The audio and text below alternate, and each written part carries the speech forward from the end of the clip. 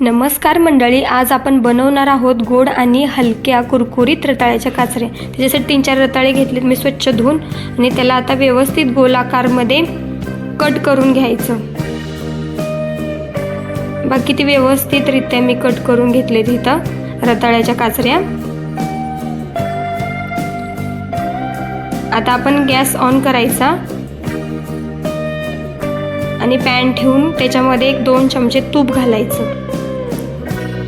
तुपाला छान असं जरा गरम होऊ द्यायचं आणि तूप गरम झालं की ह्या रताळ्याच्या काचऱ्या त्याच्यात घालून घ्यायच्या कढईमध्ये।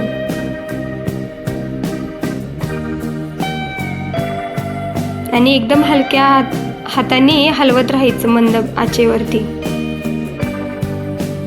छान सोनेरी रंग येईपर्यंत त्याला छान प्रकारे असं परतायचंय आपण।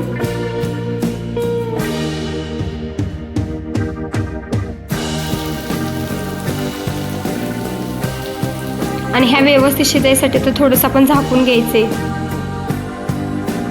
बघा किती छान प्रकारे ते शिजलेले तुपामध्ये फ्राय झालेले आहेत। थोडं ते शिजता येते, कलर येतोय त्याला। आता त्याच्यामध्ये आपण गूळ घालून घ्यायचं। चवीसाठी थोडंफार आपण नमक पण घालू शकतो, थोडंसं नमक घालायचंच, त्याच्यामध्ये छान चव लागते।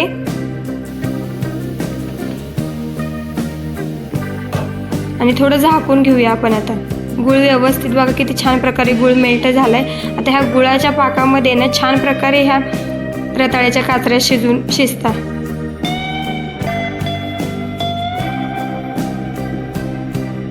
बघा किती छान दिसताय त्या।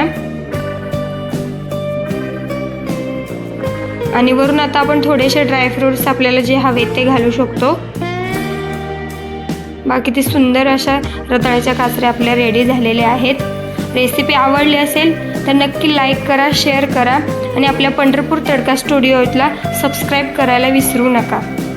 बघा किती सुंदर अशा रताळ्याच्या काचऱ्या तयार झालेल्या आहेत। अशाच नवीन रेसिपीसाठी आपल्याला लाईक अवश्य करा। धन्यवाद।